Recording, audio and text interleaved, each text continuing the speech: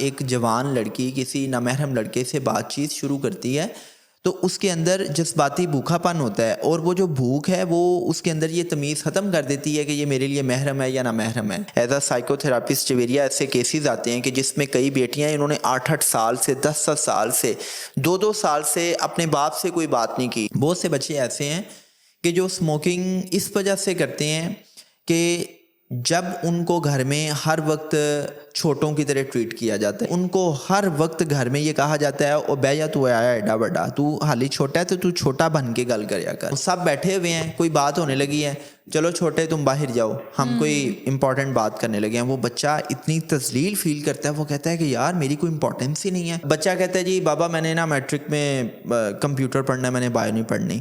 How dare you, तुमने bio नहीं पढ़नी? मैंने सारी उम्र ख्वाब देखे हैं तुम्हें डॉक्टर बनाने के। मैं देख रहा हूँ कि तेरी फुफ्फो की बेटी जो है वो मेडिकल कॉलेज में चली गई है और तुझे मैंने डॉक्टर बनाना है और तू कहता है जी मैंने कंप्यूटर पढ़ना है, तेरी ऐसी की तैसी। ये जो बच्चों के अंदर बागियाना रवैया पैदा होता है उसके पीछे मेन वजह ये होती है कि बच्चे अच्छे काम को भी माँ बाप की ज़िद में आके नहीं करते। हम ये समझते हैं कि हम नमाज़ें पढ़ के तस्बीह फेर के जो है अपनी औलाद को ये बावर करवाएंगे कि मैं बहुत हाजी सनावला हूँ, मैं बहुत नेक प्रवीण हूँ।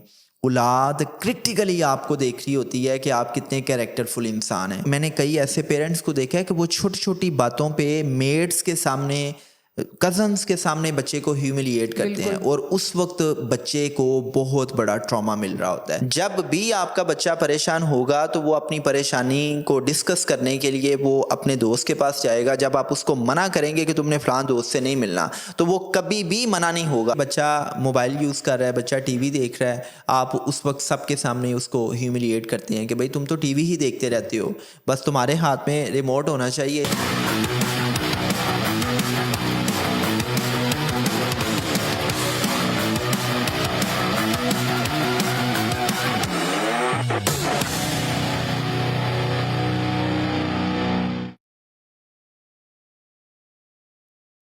अस्सलाम वालेकुम जी, मैं हूं आपकी होस्ट जवेरिया तारिक और उम्मीद करती हूँ आप सब खैर खैरियत से होंगे।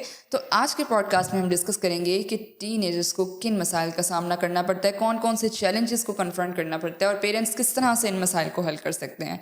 तो इस पर डिस्कशन करने के लिए हमारे साथ मौजूद हैं leadership trainer and life coach sir Yasir Rafat. तो चले उनसे जानते हैं। अस्सलाम वालेकुम सर, कैसे हैं आप? वालेकुम सलाम, फाइन जवेरिया, हाउस यू? अल्हम्दुलिल्लाह, I am good as well.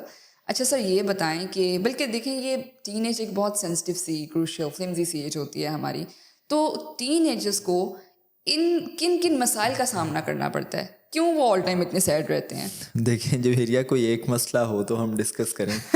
जो बेचारे टीनेजर्स हैं मासूम से, अगर हम उनके मसाइल को डिस्कस करें तो मेरे हाल से अफ्तारी का टाइम हो जाएगा।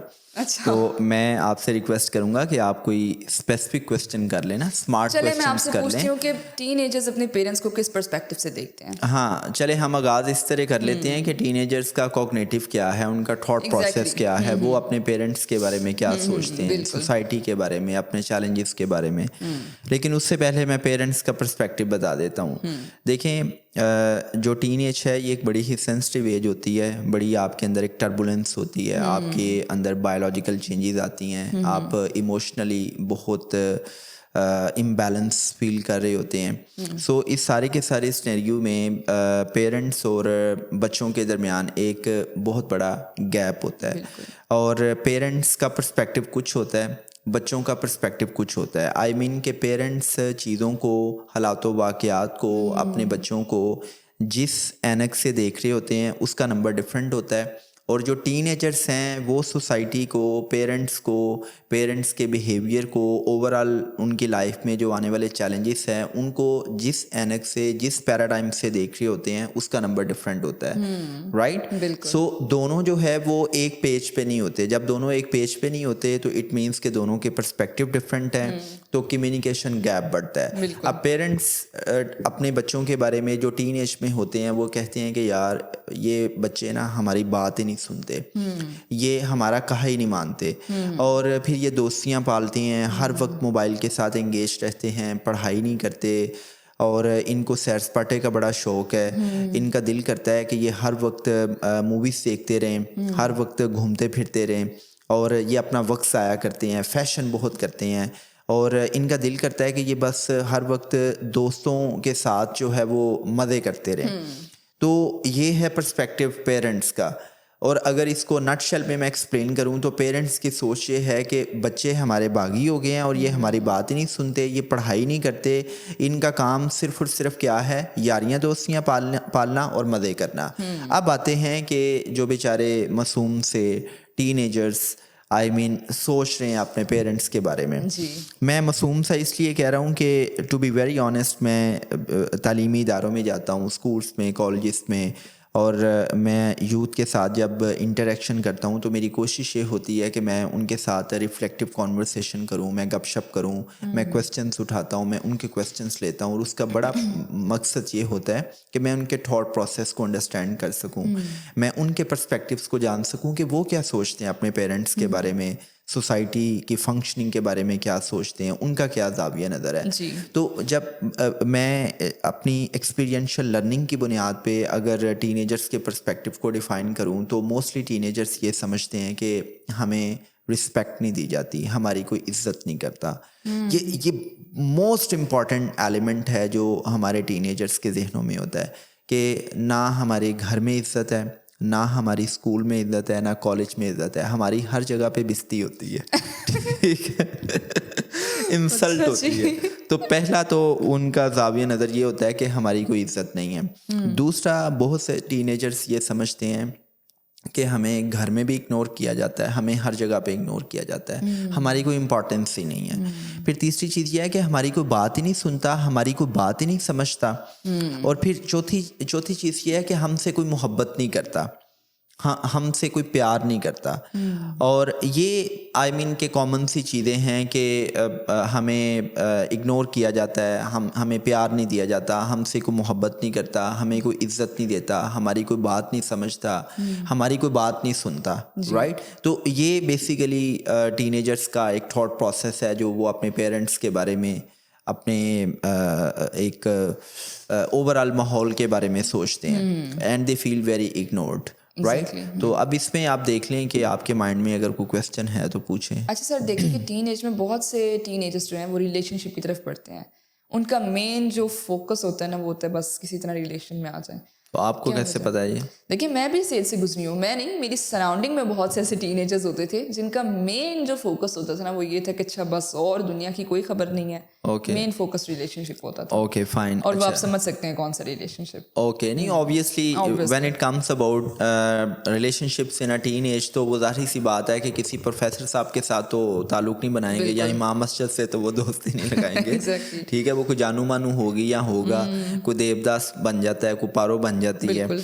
सो देखें Javeria, that was on a lighter note. अब मैं थोड़ा सा इसको on a serious note discuss करूँगा कि आपने मोस्टली बच्चों को देखा है जो टीन एज में होते हैं, उनके हाथ में अगर मोबाइल फ़ोन है तो वो सर नीचे करके इधर उधर डार्टिंग कर रहे हैं, साथ निमा मुस्कुरा रहे हैं, वो देख रहे हैं कि कोई उनको देख तो नहीं रहा, वो किसी ना किसी से बात कर रहे होते हैं। ये वो टाइम होता है कि जब पेरेंट्स को अंडरस्टैंड करना चाहिए, पेरेंट्स को समझना चाहिए कि हमारी मौजूदगी के बावजूद उसकी लाइफ में कौन सा ऐसा फ़र्द है, कौन सी ऐसी लड़की है, कौन सा ऐसा लड़का है कि जिसके साथ वो गप्पे मारते हुए मुस्कुरा रहा है। हमारे साथ तो बैठ के कभी वो मुस्कुराता ही नहीं है। बिल्कुल। हमारे सामने तो उसके फेशियल ज्योमेट्री इतनी एग्रेसिव हो जाती है कि वो इतनी बदतमीज़ी करता है। चूँकि पेरेंट्स का एक पर्सपेक्टिव ये भी है ना कि बच्चे टीनेज में आके बदतमीज़ी बहुत करते हैं, गुस्सा बहुत करते हैं। तो वो बच्चा जो किसी लड़की या लड़के के साथ बात करते हुए निमा मुस्कुरा रहा है, उसके चेहरे पे स्माइल आ जाती है, वो अपने माँ बाप से बात करते हुए अग्रेसिव हो जाता है, तो it's a time for parents to reflect कि कौन सी ऐसी रीजंस हैं कि हमारा बच्चा हमारे हाथ से निकल रहा है और वो किसी दूसरे के साथ मोहब्बत की पींगे बढ़ा रहा है। तो बेसिकली इसके बैक एंड पे जवेरिया जो सबसे बड़ी रीज़न है कि आप अपने बच्चे की इमोशनल नीड्स पूरी नहीं करते।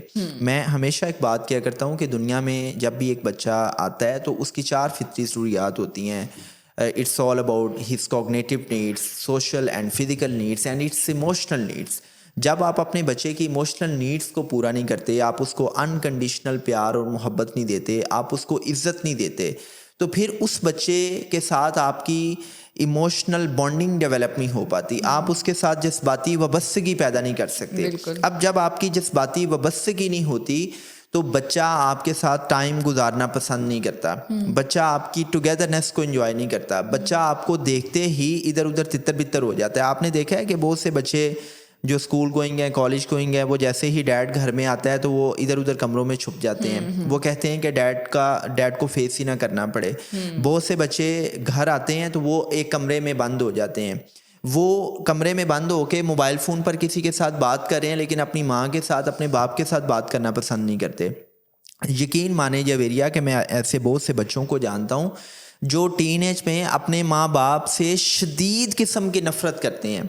एक होता है कि मोहब्बत का ना होना, एक होता है शदीद किस्म की नफ़रत होना। और मैंने ऐसे भी बच्चे देखे हैं कि जो अपने माँ बाप के बारे में इंतकामी जज्बात रखते हैं। मैंने ऐसे भी बच्चे देखे हैं, there are so many parents के जो काउंसलिंग के लिए आते हैं और वो कहते हैं कि हमारा बच्चा, उसने हमारे मर्डर को प्लॉट किया है, उसने हमें नुकसान पहुंचाने की कोशिश की है। और बहुत से ऐसे बच्चे हैं कि जो घरों के अंदर ही चोरियां कर रहे होते हैं, अपने घर के अंदर ही नकब लगा रहे होते हैं।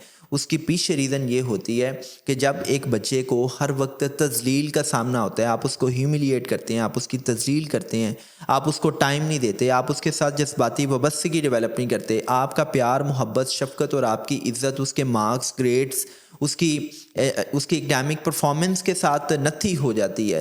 तो वो बच्चा कहता है कि यार इसका मतलब है कि मैं मार्क्स लूँगा तो मुझे इज़्ज़त मिलेगी, अगर मैं मार्क्स नहीं लूँगा तो मुझे इज़्ज़त नहीं मिलेगी।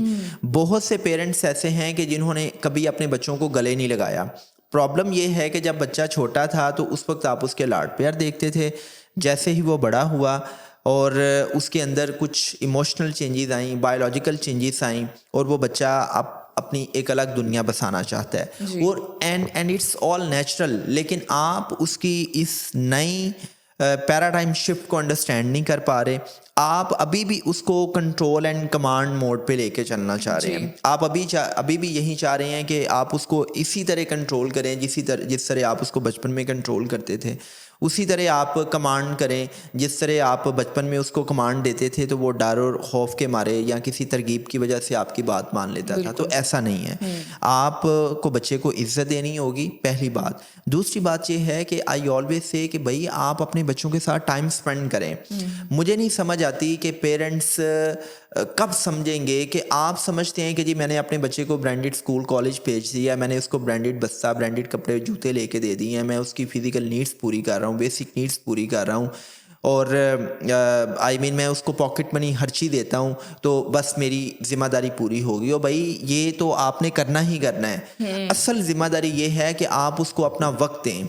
बिल्कुल। जब आप उसको अपना वक्त नहीं देते तो आप कभी भी उसके साथ जज्बाती वाबस्तगी डेवलप नहीं कर सकते। वक्त देने का मतलब ये नहीं है कि आपने उसके साथ बैठ के पढ़ाई डिस्कस करनी है, क्योंकि बच्चे ये कहते हैं कि यार जब भी हम बैठते हैं माँ बाप के साथ तो वो एक ही पॉइंट पे बात हो रही होती है, पढ़ाई पढ़ाई पढ़ाई।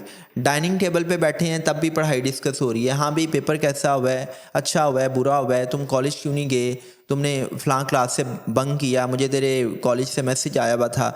आप डाइनिंग टेबल पे बैठ के सबके सामने उसकी तस्लील कर रहे हैं। और बहुत से बच्चे आप देखेंगी, बहुत से बच्चे डाइनिंग टेबल से उठ के अपने कमरे में चले जाएंगे। अच्छा, फिर आप देखें कि बच्चा मोबाइल यूज़ कर रहा है, बच्चा टीवी देख रहा है, आप उस वक्त सबके सामने उसको ह्यूमिलिएट करते हैं कि भाई तुम तो टीवी ही देखते रहते हो, बस तुम्हारे हाथ में रिमोट होना चाहिए।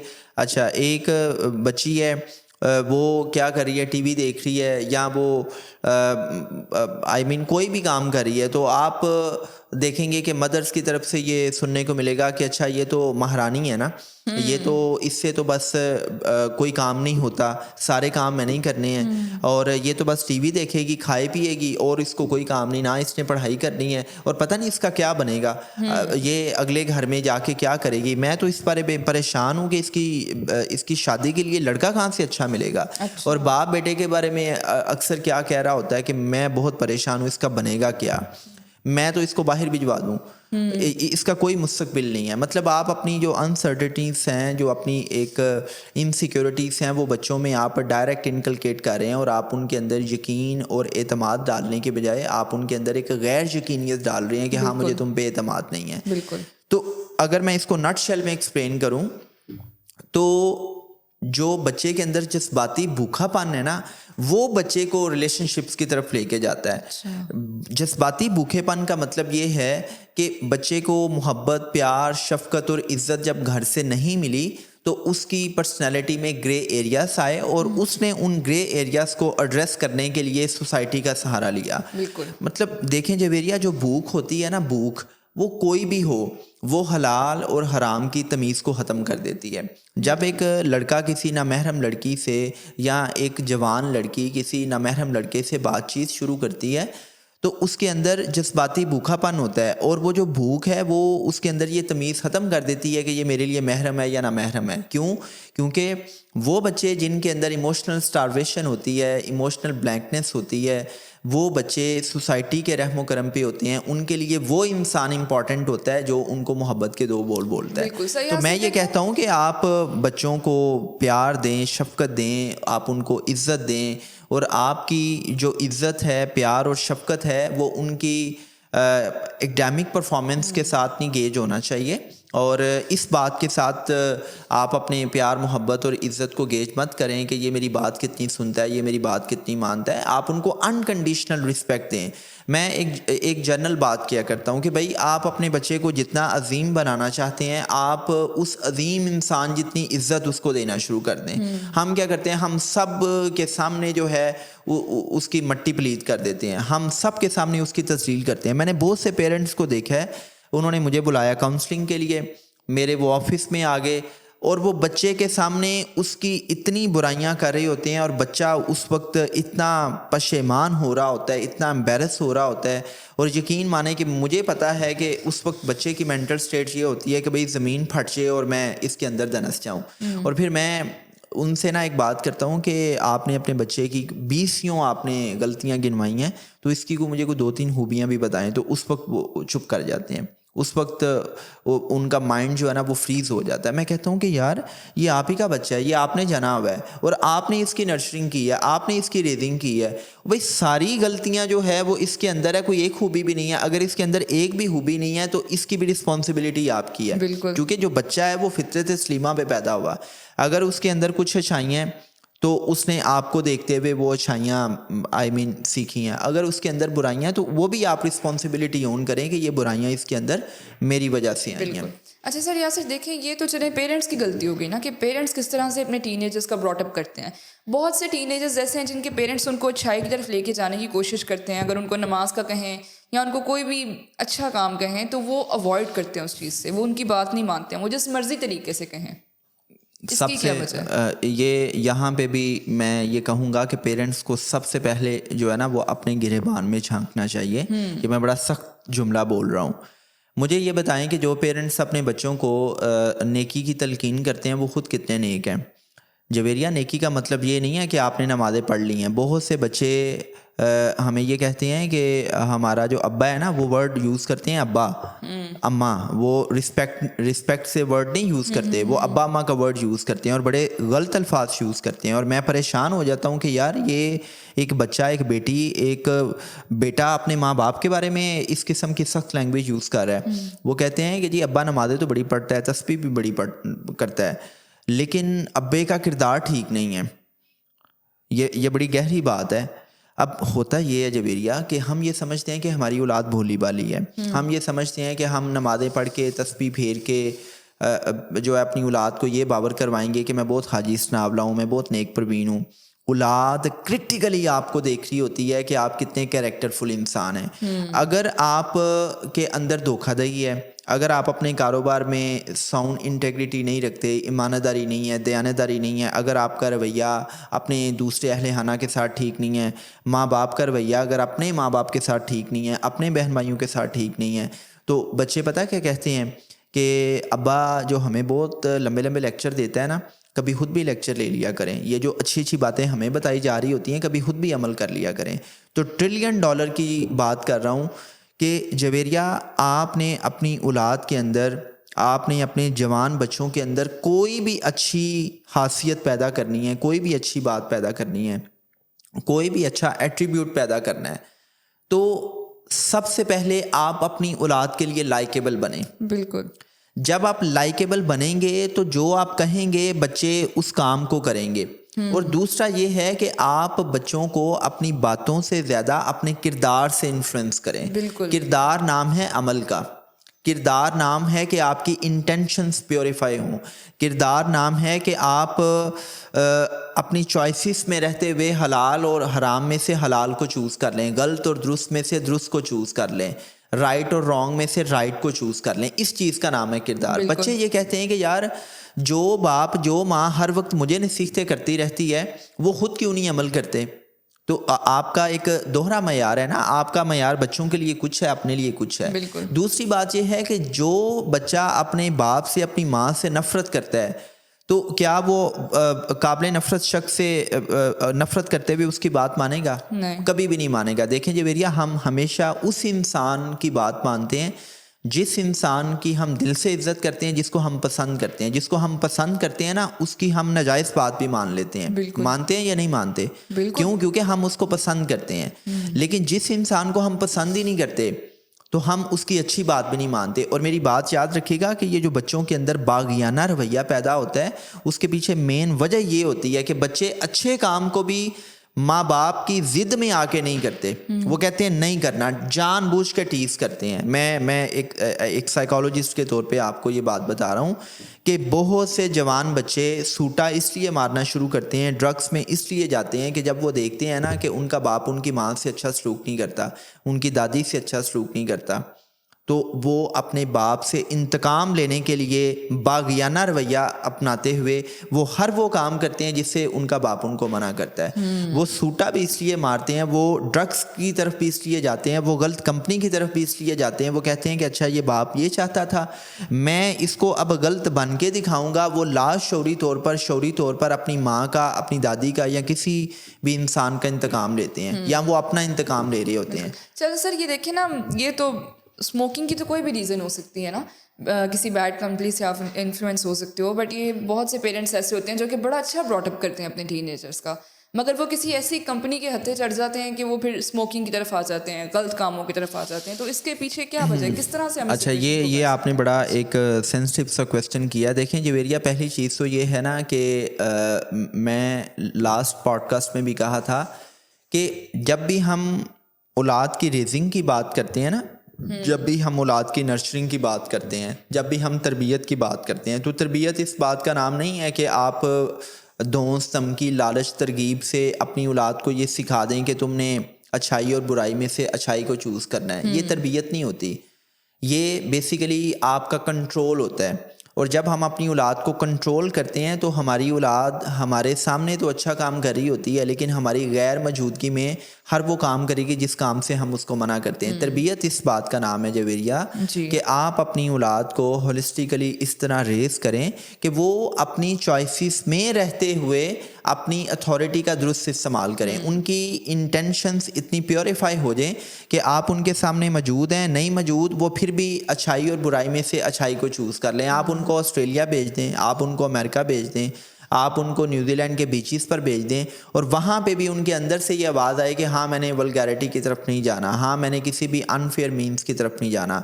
वो आई मीन सोसाइटी में जब मूव करें तो कोई भी शख्स अगर उनके सामने सूटा पेश करे, उनको कहे कि यार ये पी ले, तो उनको पता हो कि मैंने ये पीना है या नहीं पीना। उस वक्त उनके देन में ये ना हो कि अब्बा देख लेगा तो अब्बा क्या सोचेगा, फैंटी लगेगी, बिस्ती होगी। उनके देन में ये हो कि यार नहीं, ये मैंने इसलिए नहीं पीना कि मुझे ये पसंद नहीं है और ये मेरी सेहत को डैमेज कर रहा है। करते हैं। ठीक है, वो तो एक अलग चीज़ है। देखें, एक वजह तो ये है कि आप जब अपनी औलाद को कोच नहीं करते, गाइड नहीं करते, उनको ये नहीं बता पाते कि अच्छा क्या है और बुरा क्या है, और आप खुद उनके लिए एक अच्छी मिसाल नहीं बनते, तो फिर आप भूल जाएं कि आपका बच्चा गलत कंपनी में नहीं जाएगा। वो जाएगा क्यों? क्योंकि सोसाइटी जो है वो सिर्फ अच्छे लोगों से नहीं भरी पड़ी। सोसाइटी में हर किस्म का बंदा है। ये आपने अपने बच्चे को कोच करना है, आपने अपने बच्चे को इस तरह रेस करना है कि जब वो सोसाइटी में जाए तो वो देखे कि हाँ ये चीज़ मेरे लिए बेहतर है, ये चीज़ बेहतर नहीं है। और आपने उसको इतना, उसकी कॉग्निटिव डेवलपमेंट की हो, आपने उसके कॉग्निटिव लैंडस्केप को इतना रिच किया हुआ हो कि वो अपनी चॉइसेस में रहते हुए ये अंडरस्टैंड कर सके कि हाँ यार ये बुरा शख्स है, मुझे इससे अवॉइड करना है, और ये अच्छा शख्स है, मुझे इसके साथ एक ताल्लुक बनाना है। गेटिंग? आप अगर सिम्टोमेटिक ट्रीटमेंट की तरफ जाएंगे ना, आप अगर उसको ये कहेंगे कि अच्छा मैंने तुम्हें देखा है कि तुम फलां दोस्तों के साथ बैठे हुए थे, वो दोस्त तो अच्छे नहीं हैं, तो वो सिम्टोमेटिक ट्रीटमेंट कभी भी रिजल्ट्स नहीं देती। दूसरी बात, बहुत से बच्चे ऐसे हैं कि जो स्मोकिंग इस वजह से करते हैं कि जब उनको घर में हर वक्त छोटों की तरह ट्रीट किया जाता है। ये बड़ी गहरी बात मैं कर रहा हूँ। बहुत से बच्चे जैसे ही उनकी उम्र 14-15 साल होती है, 16 साल होती है, तो वो स्मोकिंग इसलिए स्टार्ट करते हैं कि ये उनका पहला सोशल पासपोर्ट होता है। वो दुनिया को ये बताना चाहते हैं कि मैं अब बड़ा हो गया हूँ। वो दुनिया को ये क्यों बताना चाहते हैं कि उनको हर वक्त घर में ये कहा जाता है, ओ बैया तू आया एडा बड़ा, तू हाली छोटा है तो तू छोटा बन के गल करया कर। आई मीन कि जब आप हर वक्त उनको फील करवाते हैं ना कि तुम छोटे हो, तो उस बच्चे के लिए वो एक बहुत बड़ा ट्रॉमा होता है। वो कहता है मैं बड़ा हो गया हूँ, मुझे बड़ों की तरह ट्रीट किया जाए, मुझे डिसीजन मेकिंग में इन्वॉल्व किया जाए, मेरे पर्सपेक्टिव को समझा जाए, मुझे बड़ों की तरह इज्जत की जाए। मैं इसकी छोटी छोटी मिसालें देता हूँ। सब बैठे हुए हैं, कोई बात होने लगी है, चलो छोटे तुम बाहर जाओ, हम कोई इंपॉर्टेंट बात करने लगे हैं। वो बच्चा इतनी तजलील फील करता है, वो कहता है कि यार मेरी कोई इंपॉर्टेंस ही नहीं है, मैं 14 साल का 16 साल का हो गया हूँ, मैं बाहर जाता हूँ तो मेरे दोस्त मुझे सलामें करते हैं, वो कहते हैं भाई उसामा, अली, बिलाल क्या बात है तेरी, लेकिन घर में मेरी टगे की इज्जत नहीं है, घर में तो मुझे उठा दिया जाता है। वो ये सोचता है कि यार हर वक्त मुझे, और फिर जो बड़े भाई होते हैं ना, वो भी उसको हर वक्त छोटा छोटा कह रहे होते हैं। वो कहते हैं कि यार मुझे हर कोई छोटा समझता है, मुझे कोई इज्जत देने को तैयार नहीं। तो वो अपने आप को मनवाने के लिए सिगरेट का सहारा लेता है। वो फिर अपनी सोशल एक्सेप्टेंस के लिए, चूँकि हर इंसान के अंदर होता है कि मेरी एक सेंस ऑफ सेल्फ वर्थ हो, हर इंसान के अंदर होता है कि मुझे सोशल अप्रूवल मिले, मुझे पीपल अप्रूवल मिले। वो जब उसको घर से अप्रूवल नहीं मिलता तो उसका सेल्फ अप्रूवल डैमेज होता है। वो सेल्फ अप्रूवल के लिए फिर सूटे का सहारा लेता है। वो कहता है कि अच्छा ये देखो अब मैं बड़ा हो गया हूँ, मैं सिगरेट पीता हूँ। तो एक वजह तो ये है। दूसरी वजह ये है कि आप अपने बच्चों को घर में जब ह्यूमिलिएट करते हैं, उनकी तजलील करते हैं, तो बच्चे गलत कंपनी की तरफ जाएंगे। बच्चे उस गलत कंपनी में जब उनको एक्सेप्टेंस मिलती है तो वो कहते हैं कि यार घर में तो इज्जत मिलती नहीं है, अब यहाँ पे मिल रही है तो बस ठीक है, मज़े करो। अच्छा सर, एक बहुत छोटे से क्वेश्चन का बहुत छोटा सा जवाब चाहिए। छोटा सा जवाब मेरे पास नहीं होता। उसकी वजह ये है कि जब आप on a very brief note कोई कंसाइज जवाब देते हैं तो वो बहुत सी एम्बिग्विटीज को भी जन्म देता है। सो मेरी कोशिश होती है कि मैं जवाब को इतना एलैबोरेट करूं कि एक आम आदमी भी जो है वो उस चीज़ को समझ पाए। इसको फिर हम तफसीली मोड पे लेके जाते हैं। और वो ये है कि एक पेरेंट्स होते हैं जो अपने बच्चों पे ट्रस्ट करते हैं, ओके, और बच्चे कभी उनको ट्रस्ट नहीं तोड़ते हैं। एक पेरेंट्स होते हैं जो ऑल टाइम बच्चों को ताना देते हैं कि हमें तुम पे ट्रस्ट नहीं है, तुम कुछ भी कर सकते हो। वो बच्चे हमेशा अपने पेरेंट्स का ट्रस्ट तोड़ते हैं और वो बागी हो जाते हैं। Okay, there are multiple reasons again, मैं लेकिन 2-3 रीजंस बताऊंगा। देखें जवेरिया, जो मैंने एक वर्ड यूज़ किया था ट्रस्ट डेफिसिट, जिस बच्चे पे एतमाद किया जाता है उस बच्चे की खुद ही बुलंद होती है, उस बच्चे की सेल्फ इस्टीम, उस बच्चे का जो सेल्फ इमेज है वो बड़ा पॉजिटिव होता है। लेकिन जिस बच्चे पे आप एतमाद ही नहीं कर रहे, जिस बच्चे को छोटी छोटी सी बात पे आप कटहरे में खड़ा कर रहे हैं, वो बच्चा आपको चीट करेगा। मैं इसकी एक मिसाल देता हूँ। आप कहते हैं कि हमज़ा इधर आओ, बात सुनो मेरी। जी बाबा, हमज़ा नमाज़ पढ़ी है आज? जी बाबा पढ़ी है। मुझे नहीं लगता तुमने नमाज़ पढ़ी है। आपने ना उसके भाई को बुला लिया है, उसामा इधर आओ, बताओ ज़रा इसने नमाज़ पढ़ी है कि नहीं पढ़ी। वो उसामा कह रहा है जी बाबा पढ़ी थी। मुझे तेरी बात पे तो यकीन नहीं है, मैं हमदा की बात पे यकीन कर रहा हूँ। वो सोचेगा कि यार मैंने नमाज़ पढ़ी है, मेरी इतनी भी वैल्यू नहीं है कि मेरी बात पे किसी को यकीन ही नहीं है। जब आप ट्रस्ट ही नहीं कर रहे। अच्छा, आपने बच्चे से पूछा कि हाँ बेटा कितने मार्क्स आए हैं आपके? बाबा 10 में से 5 आए हैं। नहीं, 10 में से लेट्स से कि जी 8 आए हैं। तेरे 8 नंबर आ ही नहीं सकते, तू तो पढ़ाई नहीं करता, तू तो हर वक्त मोबाइल यूज़ करता है, तू तो हर वक्त टिकटॉक यूज़ करता है, तू तो हर वक्त वो गेम्स खेलता रहता है, राइट? तू तो पबजी खेलता रहता है, तो तेरे इतने नंबर कैसे आ सकते हैं? अच्छा। तो सच सच बता, तेरे कितने नंबर आए हैं? अब्बा जी मेरे 8 आए हैं 10 में से। क्या हो गया आपको? आपको मेरी बात पे यकीन नहीं? मुझे तेरी बात पे बिल्कुल यकीन नहीं है। मैं तेरे टीचर से बात करता हूँ। तो वो बच्चा कहेगा नहीं नहीं बाबा, मतलब मैं सही कह रहा हूँ, मैं आपको रिपोर्ट कार्ड दिखा देता हूँ। तो वो बाबा साहब जो है ना वो बेगम से पूछ रहे हैं, ये अपने लाडले से पूछो इसके नंबर कितने आए हैं, हर वक्त तो ये पबजी खेलता है, इसके कैसे इतने नंबर आ सकते हैं। अच्छा चले मैं तुम्हारे टीचर से बात करता हूँ। आई मीन कि आप छोटी छोटी बातों पे आप उस पर ट्रस्ट ही नहीं कर रहे। मैं ये कहता हूँ कि अगर आपका बच्चा आपसे झूठ भी बोल रहा है ना तो फिर भी आप खामोश हो जाएं। जब आप उसके झूठ को प्रूव करना शुरू कर देते हैं, आप उसको कटहरे में लेके आते हैं, तो आप उसका बेड़ा गर्क कर देते हैं, आप उसको बागी बना देते हैं, आप उसको एक चीटर बना देते हैं। वो बच्चा ये कहता है कि जब मेरे सच पे एतबार नहीं किया जा रहा तो मुझे क्या ज़रूरत पड़ी है सच बोलने की। वो बच्चा अपनी इज्जत बचाने के लिए झूठ बोलने पे मजबूर होता है। आपको पता है कि बहुत से बच्चे किस वजह से झूठ बोलते हैं? $1 ट्रिलियन की बात कर रहा हूँ मुफ्त में। वो बच्चा जो झूठ बोलना स्टार्ट करता है वो उस दिन झूठ बोलना स्टार्ट करता है जब आप उसकी बात पे एतबार नहीं करते, और जब आप छोटी छोटी बातों पर आप उसको कटहरे में खड़ा करना शुरू कर देते हैं, जब आप छोटी छोटी बातों पे उसकी क्लास लेना शुरू कर देते हैं। फॉर एग्जांपल बच्चे से ग्लास टूट गया, हाँ भाई ये ग्लास किसने तोड़ा है? बच्चा जो है ना अब वो डर रहा है कि अगर मैं सच बोलूँगा तो फैंटी पड़ेगी। तो वो क्या करता है, वो अपनी इज्जत को बचाने के लिए कि सबके सामने मुझे जलील ना किया जाए, वो बच्चा झूठ बोलता है कि ये मेड से टूट गया है या मुझसे तो नहीं ये टूटा। और फिर आप पूरी कचहरी लगाते हैं, फिर आप गवाहियाँ इकट्ठी करते हैं। और मैंने कई ऐसे पेरेंट्स को देखा है कि वो छोटी छोटी बातों पे मेड्स के सामने, कजन्स के सामने बच्चे को ह्यूमिलिएट करते हैं, और उस वक्त बच्चे को बहुत बड़ा ट्रॉमा मिल रहा होता है। तो एक तो ये है कि खुदा के लिए बच्चे को कटहरे में मत खड़ा करें, बच्चे पे ट्रस्ट करना सीखें। अगर आपका बच्चा झूठ भी बोल रहा है तो आप उसकी फेस सेविंग करें, आप उसको कटहरे में खड़ा ना करें, आप उसकी तरबियत इस अंदाज से करें कि वो झूठ ना बोले, और छोटी छोटी सी बातों पे पैनिक ना हुआ करें।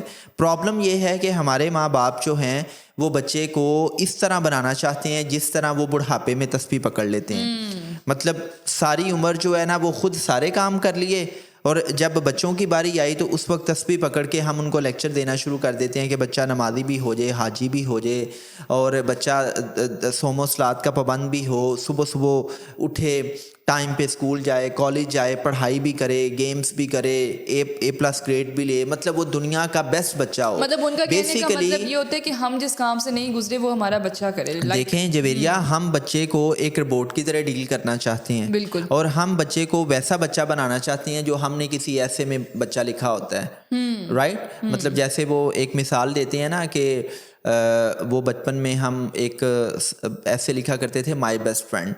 तो माय बेस्ट फ्रेंड में वो सारी खूबियाँ होती थी। यकीन माने मेरे जितने भी दोस्त हैं उनमें सारी खूबियाँ किसी में भी वो तो चले हम झूठ बोलते थे, ठीक है ना? झूठ क्या, वो मतलब इतनी खूबियाँ होती हैं वो पैगंबरों के अलावा मेरे ख्याल से आम इंसानों के अंदर तो नहीं हो सकती जो हम माय बेस्ट फ्रेंड के ऐसे में लिखते थे। तो यही चीज़ है कि माँ बाप अपनी औलाद को जो है ना वो एक बड़ा ही परहेजगार और मुत्तकी बच्चा बनाना चाहते हैं, खुद वो होते नहीं है। तो बच्चे कहते हैं भाई खुद है नहीं और हमें मुत्तकी बनाना चाह रहे हैं। तो आपको ना मॉडलिंग करनी पड़ती है, आपको खुद वैसा बनना पड़ता है, आपको लाइकेबल बनना पड़ता है। तो एक चीज़ तो ये है। दूसरा, आपने ना बागियाना रवैये की बात की थी। देखें जवेरिया, बच्चों में बागियाना रवैया उस वक्त आता है कि जब आप कमांड एंड कंट्रोल मोड पे चलते हैं, जब आप अथॉरिटेरियन पेरेंटिंग करते हैं, जब आप कहते हैं कि जो मैंने कहा है ना वो तुम्हें करना है, और जो मैं कह देता हूँ ना फिर मैं अपनी भी नहीं सुनता। मतलब आप इस किस्म के जुमले जब बोलते हैं ना कि जो मैंने कह दिया है ना तो वो तुम्हें करना है, डू व्हाट आई सेड। और आप डिसीजन मेकिंग में बच्चे को इन्वॉल्व नहीं करते, आप उसका पर्सपेक्टिव नहीं जानते। आप बच्चा कहता है जी बाबा मैंने ना मैट्रिक में कंप्यूटर पढ़ना है, मैंने बायो नहीं पढ़नी। हाउ डेयर यू, तुमने बायो नहीं पढ़नी? मैंने सारी उम्र ख्वाब देखे हैं तुम्हें डॉक्टर बनाने के। मैं देख रहा हूँ कि तेरी फुफ्फो की बेटी जो है वो मेडिकल कॉलेज में चली गई है और तुझे मैंने डॉक्टर बनाना है, और तू कहता है जी मैंने कंप्यूटर पढ़ना है। तेरी ऐसी की तैसी, तुमने कंप्यूटर ही पढ़ना है, तुम्हें क्या पता, मुझे ज़्यादा पता है। बच्चा कहता है कि यार मैं कंप्यूटर पढ़ना चाह रहा हूँ, ये IT का दौर है, ये डिजिटलाइजेशन का दौर है, दुनिया IoTs की बात कर रही है, Web 3.0 की बात कर रही है, और डॉक्टर्स आजकल बेचारे MBBS करने के बाद जॉबलेस हैं। और I mean it's a long journey, और फिर कहीं जाके वो पैसा कमाना शुरू कर देते हैं। तो मुझे क्या ज़रूरत पड़ी है मैं बायोलॉजी पढ़ूँ?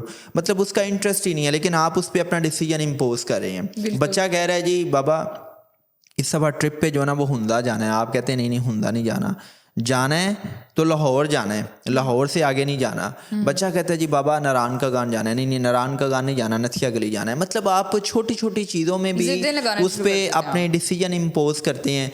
जब आप डिसीजन मेकिंग में बच्चों को इन्वॉल्व नहीं करते, और जब बच्चा कभी आपसे कोई बात पूछ ही लेता है तो आप उस पर अपनी जजमेंट्स देना शुरू कर देते हैं, आप उस पर अपनी रूलिंग्स देना शुरू कर देते हैं कि ये करो ये करो। देखें बच्चा आपसे बात पूछता है तो अल्लाह का शुक्र अदा करेंगे वो उसने आपसे बात पूछी है, उसने आपसे कुछ सजेशन ली है।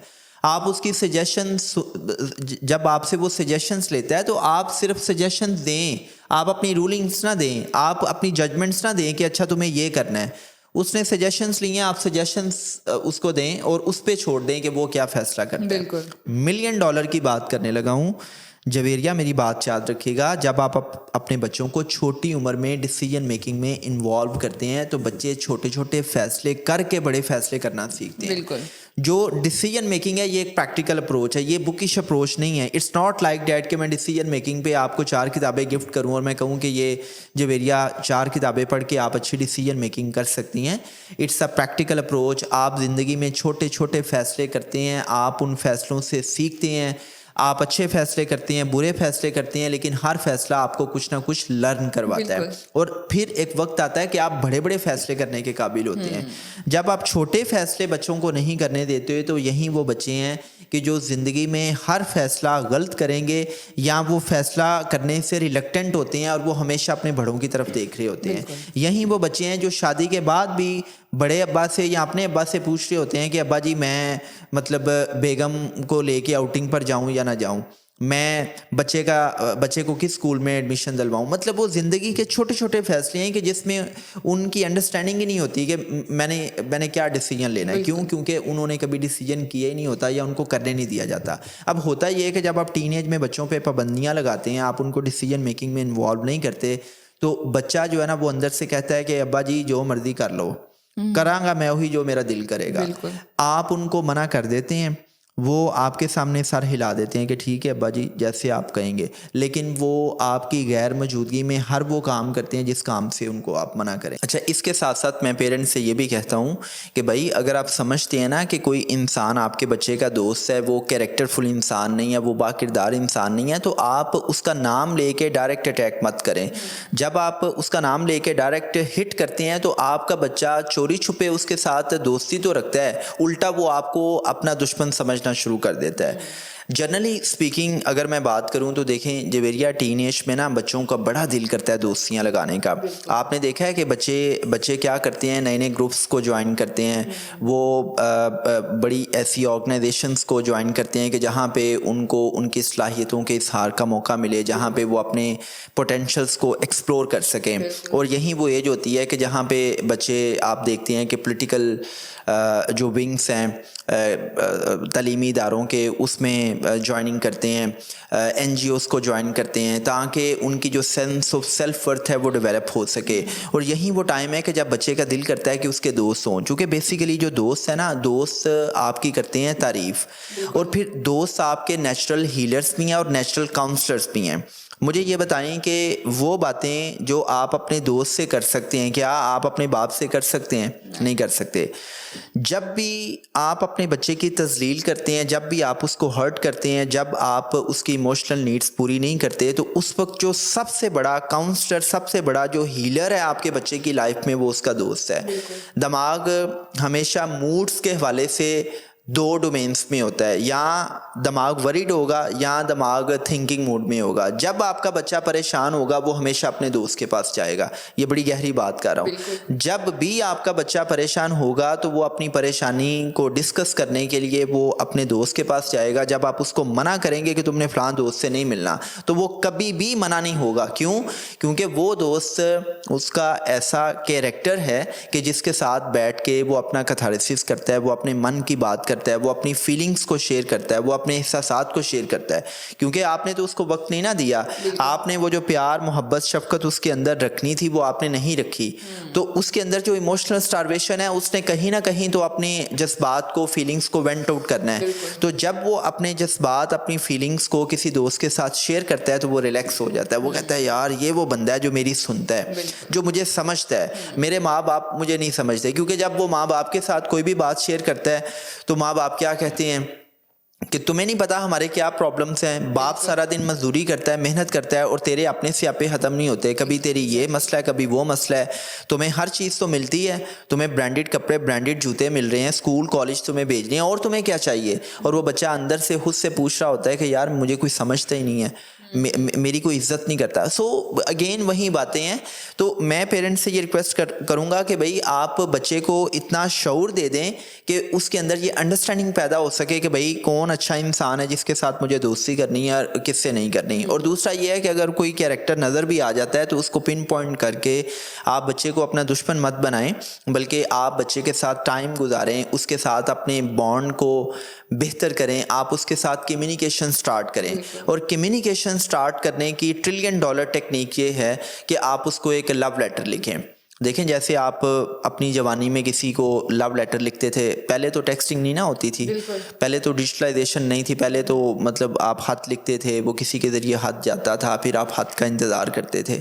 तो आप अपने बच्चे के साथ कम्युनिकेशन गैप को ख़त्म करने के लिए अगर आप वर्बली प्यार का इजहार नहीं कर सकते, जो कि बहुत से पेरेंट्स होते हैं ना, वो इंट्रोवर्ट्स होते हैं, उनके अंदर ये सलाहियत नहीं होती कि वो अपनी फीलिंग्स को एक्सप्रेस कर सकें, तो आप लिखें, आप उसको लव लेटर लिखें। जब आप लिखते हैं तो लिखने से आप अपनी फीलिंग्स जब उसको बताएंगे तो उसकी भी फीलिंग्स जागना शुरू होंगी। उसको पता चलेगा कि यार मेरी माँ, मेरा बाप तो मुझसे बहुत प्यार करता है। तो मैं हमेशा एक बात किया करता हूँ कि वो माँ बाप जो समझते हैं कि कई कई महीनों से उनके बच्चों ने उनसे बात नहीं की, चूँकि मेरे पास एज अ साइकोथेरापिस्ट जवेरिया ऐसे केसेस आते हैं कि जिसमें कई बेटियाँ इन्होंने 8-8 साल से, 10-10 साल से, 2-2 साल से अपने बाप से कोई बात नहीं की, क्योंकि बचपन में उनके बाप की तरफ से, माँ की तरफ से उनको कोई ट्रॉमा मिला, उस ट्रॉमा को उन्होंने अपने दिल पे ले लिया। वो चीज़ें, वो जज्बात उनके अनकॉन्शियस माइंड में चली गई, और उस ट्रॉमा के बेस पे उन्होंने अपने बाप से, अपनी माँ से नफ़रत स्टार्ट की, और वो नफ़रत कई सालों पे चली गई। तो आपने अगर उस नफ़रत को ख़त्म करना है तो आप कम्युनिकेशन स्टार्ट करें, आप किसी को इन्वॉल्व कर लें, आप ख़ुद उसको लेटर लिखें। जब आप उसको 1 लेटर, 2 लेटर, 3 लेटर भिजवाएंगे, जब आप उसको लिख के बताएंगे कि बेटा मैं आपसे बहुत प्यार करता हूँ और जो भी मुझसे गलती हुई है मैं आपसे माफ़ी चाहता हूँ। देखें, जब आप उससे माफ़ी मांग लेंगे तो इससे आपका कद बड़ा होगा, इससे आपका कद छोटा नहीं होगा। बहुत से माँ बाप अपनी औलाद के साथ ही टसलबाजी शुरू कर देते हैं, वो इगोइस्टिक हो जाते हैं। वो कहते हैं कि मैंने इसको जाना है, इसने मुझे नहीं जाना, मैं इसका बाप हूँ, ये मेरा बाप नहीं है, ये मेरा बाप बनने की कोशिश कर रहा है। तो आप अपनी उस जिद में, उस अना को जीत जाते हैं, आप ताल्लुक़ को हार जाते हैं। तो मैं ये रिक्वेस्ट करता हूँ कि आप अगर ये चाहते हैं ना कि आपका बच्चा इमोशनली भी स्ट्रांग हो, तो आप ख़ुद माफ़ी मांग लें, आप दूसरों को माफ़ करना सीखें, आप दिल से दरगुजर करना सीखें, आप इस्लाह अगर उसकी करना चाहते हैं तो आप उसके लिए लाइकेबल बनें। जितने आप उसके लिए लाइकेबल बनेंगे उतना आपका बच्चा जो है ना वो आपके साथ कनेक्टेड रहेगा। अच्छा सर, जैसे टीन एज में बच्चों की मेंटल हेल्थ बहुत स्टेट पे होती है, बहुत क्रिटिकल होती है, तो इस बारे में आप क्या कहेंगे कि किस तरह से पेरेंट्स को मैनेज करना चाहिए? ये अभी तक जितने भी आपने क्वेश्चंस किए ना, ये सबसे कीमती सवाल किया है और $1 मिलियन का क्वेश्चन है। और ये लास्ट वाला क्वेश्चन है, चूँकि अभी मुझे ना फास्टिंग की वजह से थोड़ी सी एनर्जी मेरी लग रहा है कि कमज़ोर हो रही है, थोड़ी ड्रेन हो रही है। देखें जवेरिया, बात ये याद रखिएगा कि डेटा ये बताता है कि जनरली इस वक्त पाकिस्तान में 7.5 करोड़ लोग ऐसे हैं जिनको स्ट्रेस, एंग्जाइटी और डिप्रेशन है। And when it comes about teenagers, students academic life, तो एकेडमिक लाइफ में हर 5 में से 1 बच्चा स्ट्रेस, एंग्जाइटी और डिप्रेशन में है। मैं जब भी स्कूल में, कॉलेजेस में बच्चों से बात करता हूँ तो मैं उनसे 3 क्वेश्चंस पूछता हूँ। मैं उनसे कहता हूँ कि बेटा मुझे ये बताओ कि क्या आपका मैदा ठीक रहता है, क्या आपको भूख सही लगती है, क्या आपको डाइसेंट्री या कॉन्स्टिपेशन तो नहीं है। दूसरा मैं क्वेश्चन ये पूछता हूँ कि बेटा आप के चेहरे पे स्माइल नज़र नहीं आ रही, आप खुश नज़र नहीं आ रहे, तो क्या आप बाहर से अंदर से खुश हैं क्या आप अपनी ज़िंदगी को ब्लिसफुली इंजॉय कर रहे हैं? और तीसरा मैं ये क्वेश्चन करता हूँ कि क्या बेटा आप जो हाउस होल्ड्स हैं, जो रोज़मर्रा ज़िंदगी के काम हैं, क्या आप उन कामों में घर वालों के साथ इन्वॉल्व होते हैं? क्या आप अपने बड़ों की खिदमत करते हैं? क्या आप घर गृहस्थी में अपने बड़ों का हाथ बटाते हैं? तो यकीन माने कि 90% बच्चे जो है ना, इन 3 सवालात का जवाब नफ़ी में देते हैं। नफ़ी में क्यों देते हैं कि एक तो इस एजुकेशन सिस्टम ने, और अनफॉर्चुनेटली हमारे पेरेंट्स ने बच्चों की इंटेलिजेंस और टैलेंट को और ओवरऑल उनकी लाइफ में कामयाबी को उनकी एकेडमिक परफॉर्मेंस के साथ नत्थी कर दी है। आप बच्चे की जहानत, इंटेलिजेंस, टैलेंट को उनके ग्रेड्स और मार्क्स के साथ गेज करते हैं। मैं तमाम पेरेंट्स से ये रिक्वेस्ट करूँगा, प्लीज़ फॉर गॉड सेक, इस एजुकेशन सिस्टम की जो डायनामिक्स है ना, अगर आपको पता चल जाए तो आप अपने बच्चों को स्कूलों से उठा लें, आप अपने बच्चों को होम स्कूलिंग की तरफ ले आएँ। और इस हवाले से आप जॉन हॉट की किताबें पढ़ें कि जब आप जॉन हॉट की किताबें पढ़ेंगे तो उसकी किताबें मार्केट में आने के बाद अमरीकियों ने लाखों बच्चों को अपने स्कूलों से उठवा लिया, और फिर अमेरिका में उसकी किताबों पर बैन लगा, लाइब्रेरी से उसकी किताबें उठवा ली गई। उसकी वजह ये थी कि ही टॉक्ड अबाउट कि इन स्कूल्स के अंदर हर काम होता है, पढ़ाई नहीं होती, हर काम होता है, तालीम और तरबियत नहीं होती। आप एक बच्चे की क्रिएटिविटी को, उसकी प्रॉब्लम सॉल्विंग एबिलिटीज़ को, रैशनैलिटी को, क्रिटिकल थिंकिंग को नर्चर करने के बजाय आप उसका बेड़ा गर्क कर देते हैं। और वो बच्चा कि जो इननेटली पैदाइशी तौर पर इंतहा दर्जे का क्रिटिकल था, प्रॉब्लम सॉल्वर था, उसके अंदर इंतहा दर्जे की क्रिएटिविटी थी, वो स्कूल में जाके नर्चर होने की बजाय तबाह होगी। और आप क्या करते हो कि आप हर वक्त अपने बच्चे को ताना देते रहते हो कि तेरे कज़न ने तो मेडिकल कॉलेज में एडमिशन ले लिया, तुम नंबर नहीं ले सके, वो तेरे बड़े भाई ने A+ ग्रेड ले लिया और तेरा C ग्रेड आया है, वो फ़लाँ कज़न जो है वो इंजीनियरिंग यूनिवर्सिटी में चला गया, फ़लाँ कज़न जो है वो ककूल अकेडमी में चला गया, और तुम अभी भी जो है वो कुछ नहीं कर सके। तो I mean you have to understand कि दुनिया में पैदा होने वाला हर बच्चा ज़हीन है, हर बच्चा इंटेलिजेंट है। किसी के अंदर एग्जिस्टेंशियल इंटेलिजेंस है, किसी के अंदर वर्बल इंटेलिजेंस है, किसी के अंदर इंट्रापर्सनल इंटेलिजेंस है, किसी के अंदर काइनेस्थेटिक इंटेलिजेंस है, वो स्पोर्ट्स में बहुत अच्छा है, किसी के अंदर लिंग्विस्टिक इंटेलिजेंस है, वो लिंग्विस्टिक्स में बहुत अच्छा है, किसी के अंदर आई मीन ये म्यूज़िकल इंटेलिजेंस है, वो किरात बड़ी अच्छी करेगा, गाना बड़ा अच्छा गाएगा। सो दुनिया में पैदा होने वाला हर बच्चा इंतहाई ज़हीन होता है, उसके अंदर इंतहा दर्जे के पोटेंशियल होते हैं। आप उसके पोटेंशियल को अंडरस्टैंड करें, आप उसकी जहानत को, काबिलियत को मार्क्स के साथ मत नत्थी करें। हर बच्चे ने A+ ग्रेड नहीं लेना, हर बच्चे ने बोर्ड में टॉप नहीं करना। और आप देखें कि जो बोर्ड में टॉपर्स हैं वो अमली ज़िंदगी में वो कितने कामयाब हैं, वो अमली ज़िंदगी में खुश कितने हैं। जब मैं कहता हूँ ना कि आपका स्टमक ठीक रहता है कि नहीं रहता, तो वो बच्चा कि जो डाइजेशन सिस्टम पर 100 में से 100 लेता है, आप उसका डाइजेशन सिस्टम देखें, वो डाइजेशन सिस्टम ख़राब होगा। आप बच्चे की जो पर्सनल लाइफ स्किल्स हैं वो नहीं डेवलप कर पाते।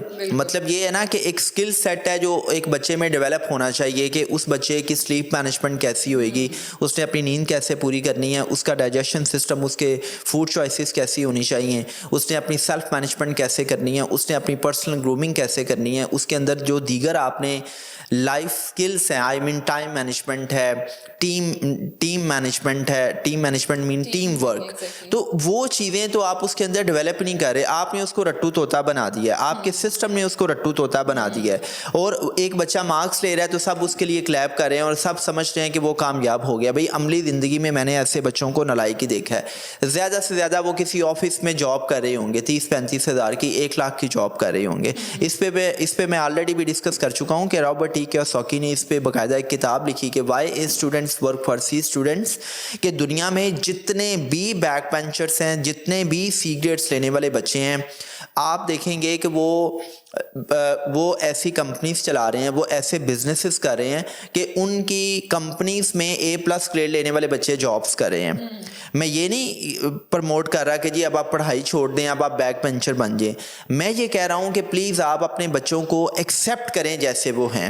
आपकी जो एक्सेप्टेबिलिटी है वो हर हाल में होनी चाहिए। आप अपने बच्चे को हर हाल में गले लगाएं। आप उसको ये यकीन दे दें कि बेटा तुम जो भी हो, जैसे भी हो, मैं तुमसे शदीद प्यार करता हूँ, मैं तुमसे मोहब्बत करता हूँ, और आप उसको इज्जत दें, आप उसको यकीन दें। यकीन माने कि जो आपका दिया हुआ यकीन है वो उसको कामयाबी के रास्ते पे डाल देगा।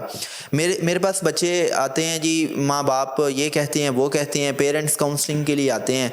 मैं पेरेंट्स को एक ही बात करता हूँ कि आप बच्चे को पढ़ाई पे परसुएट करना छोड़ दें, आप उसको लेक्चर देना छोड़ दें, आप जस्ट उसको ट्रस्ट देना शुरू कर दें, आप उसको यकीन देना शुरू कर दें कि बेटा it's not a big deal, ये फिजिक्स केमिस्ट्री बायो ये कोई बड़ा इशू नहीं है, मैं आप पे ट्रस्ट करता हूँ और आप बेहतर समझते हैं। ठीक है, जब आप ट्रस्ट देंगे ना, तो मैं $1 ट्रिलियन की बात कर रहा हूँ कि उस बच्चे के लिए आपकी एक्सपेक्टेशंस पे पूरा उतरना सबसे इंपॉर्टेंट होगा। वो बच्चा पढ़ेगा, वो दिल से पढ़ेगा। लेकिन जब आप कंडीशनल कर देते हैं ना चीज़ों को कि तुम पढ़ोगे तो इज्जत मिलेगी, तुम पढ़ोगे तो प्यार मिलेगा, तुम पढ़ोगे तो तुम्हें फलां चीज़ मिलेगी, तो फिर बच्चे कहते हैं कि यार ये पढ़ाई का क्या फ़ायदा है। तो बच्चे फिर जिद में आके भी पढ़ना छोड़ देते हैं। देखिए ना, बच्चे पे कितना ट्रस्ट करते हो। जब आप कंपैरेटिव माइंडसेट के साथ कंपैरिजन भी करते हैं ना, और आप कहते हैं कि देखो उसने इतने नंबर ले लिए और तुमने नहीं लिए, तो बच्चे जिद में आके कहते हैं कि अच्छा फिर मैंने नंबर लेके नहीं दिखाने ना, मैंने पढ़ना ही नहीं है। बहुत से बच्चे सिर्फ इस वजह से पढ़ाई छोड़ देते हैं कि वो माँ बाप की बातें सुन सुन के फट अप हुए होते हैं कि यार हर वक्त की चिक चिक से बेहतर है कि पढ़ाई ही छोड़ दो, और बहुत से बच्चे फिर और जॉब्स की तरफ चले जाते हैं। तो मैं पेरेंट्स से ये रिक्वेस्ट करता हूँ कि भाई आप बच्चे की काबिलियत को उसके ग्रेड्स के साथ मत मापा करें। हर बच्चा ज़हीन है, उसकी इंडिविजुअलिटी को एक्सेप्ट करें, उसको हर हाल में एक्सेप्ट करें, उसके अंदर यकीन डालें, अपनी गैर यकीनियत अपनी अनसर्टेनिटीज़ जो है वो उसके अंदर मत इनकलकेट करें। जब आप उसको यकीन देंगे तो उसके लिए आपकी एक्सपेक्टेशंस पे पूरा उतरना आसान होगा। वो आपकी टुगेदरनेस को एंजॉय करेगा, वो आपसे हर बात शेयर करना पसंद करेगा। क्यों?